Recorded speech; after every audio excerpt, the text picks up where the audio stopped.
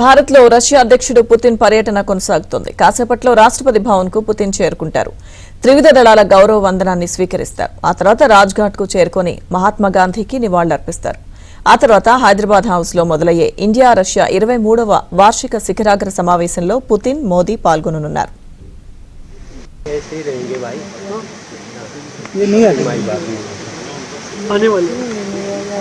Time हो गया, time से ऊपर हो गया, 11:05 हो गया। सिर्फ मीडिया के लोग घूमे, कल देख लिया मैंने। 11:30 का होगा टाइम। कल रिहर्सल चला? कल कहाँ पे? कल यहाँ आए थे?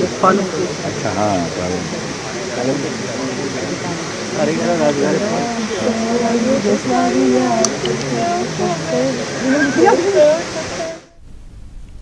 ఇరు దేశాల మధ్య రక్షణ సంబంధాలను బలోపేతం చేయడం, బయటి ఒత్తిళ్ల నుంచి ఇరు దేశాల వాణిజ్యాన్ని కాపాడడం, పౌర అణు ఇంధన సహకారం, ఎరువుల రంగంలో సహకారం పెంపు, యురేషియన్ ఎకనామిక్ యూనియన్తో భారత్ ప్రతిపాదించిన స్వేచ్ఛా వాణిజ్య ఒప్పందం సహా పలు అంశాలు కీలకంగా చర్చకు రానున్నాయి.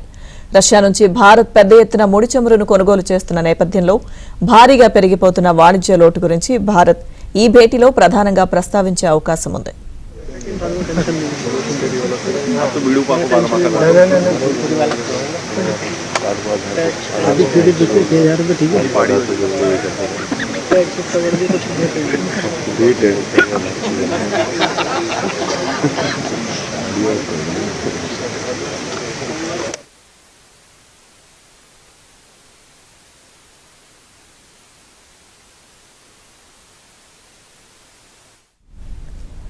$2030 నాటికి ఇరు దేశాల మధ్య వాణిజ్యాన్ని $100 బిలియన్ చేర్చడమే లక్ష్యంగా ఈ చర్చ జరగనుంది. అలాగే రష్యా నుంచి భారత్ ముడి చమురు కొనుగోళ్లపై అమెరికా విధిస్తున్న ఆంక్షల ప్రభావంపై ఈ భేటీలో చర్చించనున్నారు. రష్యా ఉక్రెయిన్ యుద్ధాన్ని ముగించేందుకు అమెరికా చేస్తున్న ప్రయత్నాల గురించి పుతిన్, మోదీకి వివరించనున్నట్టు సమాచారం.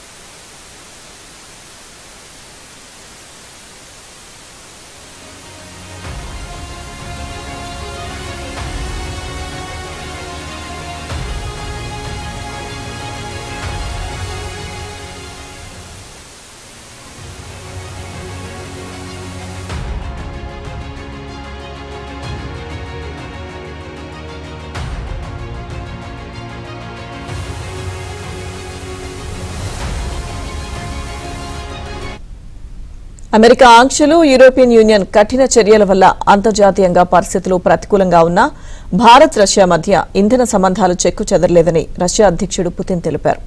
ఈ విశ్వాసం ఇలాగే బలంగా సుదీర్ఘకాలం కొనసాగుతుందని పేర్కొన్నారు.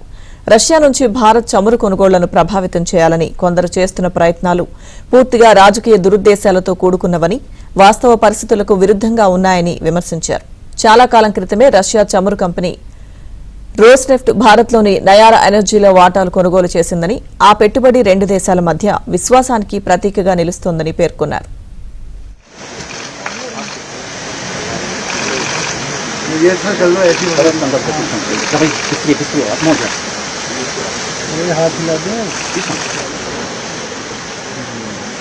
Индия давний стратегический союзник России, как заявил Нарендра Моди.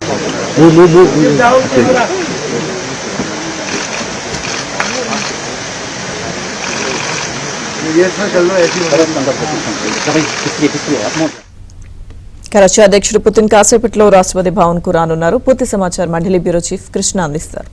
కృష్ణ, లక్ష్మీధర్గా పుతిన్ రాష్ట్రపతి భవన్ కి చేరుకున్నారు. ఇప్పుడు రాష్ట్రపతి భవన్ లో గార్డ్ ఆఫ్ ఆనర్ తీసుకుంటున్నారు. గార్డ్ ఆఫ్ ఆనర్ అదేవిధంగా స్వాగత కార్యక్రమం ఏదైతుందో దానికి సంబంధించినటువంటి కార్యక్రమాలు జరుగుతున్నాయి. 11:05కే రాష్ట్రపతి భవన్ కి చేరుకున్నారు. 12 గంటల వరకు కూడా ఇక్కడ ఉండబోతున్నారు. తర్వాత 12 గంటలకి రాజ్ఘాట్కి వెళ్లి మహాత్మా గాంధీకి నివాళి అర్పించబోతున్నారు. ఇది 2వ రోజు పర్యటన. నిన్న ఢిల్లీకి వచ్చినటువంటి పుతిన్ ను స్వయంగా ప్రధాని మోదీ విమానాశ్రయానికి వెళ్లి ఆయనకు స్వాగతం పలికారు. నిజానికి ముందు కేంద్ర విదేశాంగ శాఖ మంత్రి జయశంకర్ ఆయనకు ఆహ్వానం పలుకుతారు, స్వాగతం పలుకుతారని అనుకున్నారు.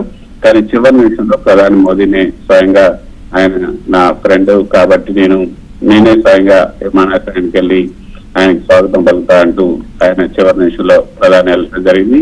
అంతేకాకుండా ప్రోటోకాల్ కు భిన్నంగా రేంజ్ రోవర్ కారు కాకుండా ఫార్చ్యూనర్ కార్లు విమానాశ్రయం నుంచి ప్రధాని నివాసం వరకు కూడా ఇద్దరు వచ్చారు. ఆ తర్వాత ప్రధాని తన నివాసంలో విందును ఏర్పాటు చేశారు. ఆ విందులో రాత్రి 8:30 వరకు పాల్గొన్నటువంటి క్లింటన్ ఆ తర్వాత ఆయనకి ఏర్పాటు చేసినటువంటి హోటల్కి వెళ్లారు. ఈ రోజు రెండో రోజు కార్యక్రమం, ఈ రోజు ఆయన పర్యటనలో రెండో రోజు కార్యక్రమం ప్రారంభమైంది. రాష్ట్రపతి భవన్ లో ఈ స్వాగత కార్యక్రమం అయిన తర్వాత రాజ్ఘాట్కి వెళ్లి మహాత్మా గాంధీకి నివాళులు అర్పించబోతున్నారు. ఆ తర్వాత హైదరాబాద్ హౌస్ కి 12:45కి హైదరాబాద్ హౌస్ కి వస్తారు. హైదరాబాద్ హౌస్ లో ఇక ద్వైపాక్షిక చర్చలు ప్రారంభమవుతాయి. ఇరు దేశాలకు సంబంధించి ఈ యొక్క కార్యక్రమం ఏదైతే ఒప్పందాలకు సంబంధించి ఆయా రంగాలకు సంబంధించిన ఒప్పందాలు, అధికారుల స్థాయి చర్చలు ఇవన్నీ కూడా జరుగుతాయి. ఆ తర్వాత 2 గంటలకు మోదీ ఏర్పాటు చేసినటువంటి అధికారిక లంచ్ లో కూడా పాల్గొనబోతున్నారు హైదరాబాద్ హౌస్ లోని.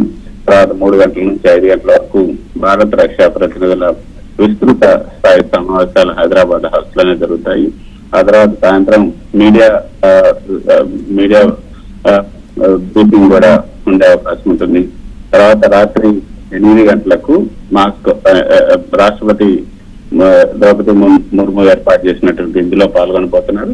ఆ తర్వాత రాత్రి మాస్కో తిరుగు ప్రయాణం కాబోతున్నారు.